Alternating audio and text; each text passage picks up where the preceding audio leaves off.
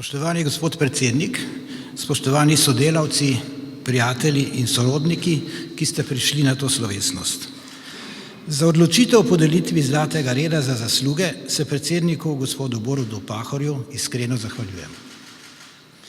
Dovolite, da ob tej zahvali dodam še par besed o času ustanavljanja slovenske države in o poznejšem tudi sedanjem času.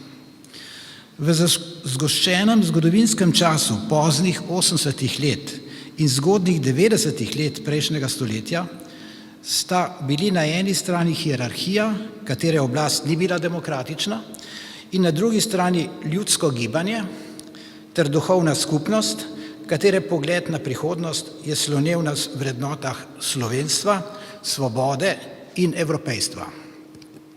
Spominjamo se slovenske pomladi, v katere ospredju so bile tudi osebnosti, ki jih ni več med nami in ostajajo zavedno v našem spominu. Andrej Bajuk, Viktor Blažič, France Bučar, Andrej Capudar, Drago Demšar, Taras Krmavner, Janez Menart, Tone Pavček, Janez Pogačnik, Jože Pučnik, Marjan Rožanc, Veljko Rus, Primož Simoniti, Ljubo Sirc, Rudi Šeligo, Ivan Urbančič, Franc Zagožen, Ciril Zrobec, Dane Zajc in številni drugi.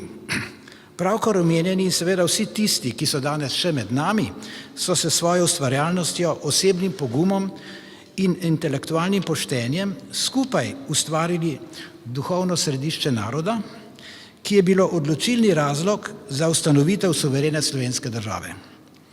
Tedaj smo bili soočeni z svetom brez Boga, ki naj ga nadomesti nadčlovek v službi komunizma ali nacizma, posledično pa tudi smo bili soočeni z grozo zgolj niča, kot pojasnjuje Hribarjeva razlaga Kosovove pesmi. V slovenskem ustanovnem času so nihilizem bivšega režima razkrojili slovenski nacionalni program, ustavna pogodba, vrednota dostojanstva in svetosti življenja ter prepričanje, da Slovenci končno vedo, kaj naj počnejo sami sabo.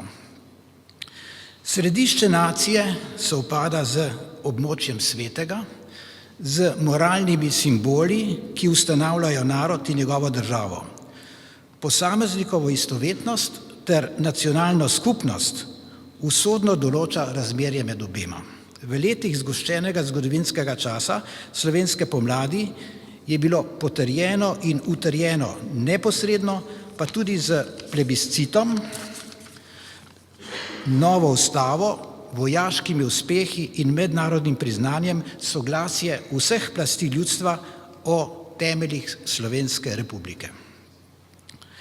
Spoštovani gospod Borut Pahor, posodo suverene Slovenije, ki predsedujete, so Slovenci in vsi drugi državljani republike pred 30 leti napolnili z energijo in optimizmom. Ugotavljam, da je danes oboje splahnelo. Slovenija kot država je izvotljena in razkrojena, s propadajočim javnim zdravstvom, z javnim visokim šolstvom, ki pada na mednarodnih lestvicah kakovosti, s cestno, železniško in letalsko infrastrukturo, ki že dolgo ni kos razvojnim potrebam, z gospodarstvom, ki je vedno manj konkurenčno in produktivno, z javnimi financami, ki zajedajo proračunsko substanco države ter prenašajo neznosno breme zadolžitve države na bodoče rodove. Brez pretiravanja lahko rečem, da današnja Slovenija nima več omembe vredne obrambne, varnostne, evropske in zunanje politične strategije. Lahko bi še našteval, ampak žalostna zgodba današnjega stanja republike bi ostala enaka. Že spet jo ponazarja mitološki emblem kače, ki se je zagrizla v svoj lastni rep. Vendar je problem še veliko hujši. Dodobra sta izpraznjena tudi energija in optimizem prvotnega vrednostnega središča nacije. Bogokletnost aktualnih slovenskih oblasti je namreč v poskusu dvojnega pozabljenja. Prvič, izbrisa in zatrtja spomina na nespremenljivo bistvo prejšnjega režima, na množične zločine umora, ropa in prevare, ki so ga vseskozi ustanavljali. Ter drugič, pozabe in razvrednotenja osrednjih simbolov, ki so v času nacionalne osvoboditve izoblikovali moderno slovensko nacijo. Kolikor se aktualne slovenske oblasti spozabljajo v tem tveganem poskusu dvojnega pozabljenja, se znajdejo, so se že znašle v praznem prostoru v limbu. Brez dejavnega vrednostnega središča tudi res publika izgublja svoj smisel, bogokletnost je vedno tvegana in kratkovidna. Pred 20 leti je Nova revija objavila knjigo, ki v sklepnem delu podaja obračun za prihodnost sproščene Slovenije. Programske točke zanjo sem podpisal skupaj z Francetom Bučarjem, Nikom Grafenauerjem, Dragom Jančarjem, Jožetom Pučnikom in Rudijem Šeligom. Sporočilo tedanjega obračuna za prihodnost sem pravkar poskušal povzeti za današnji čas.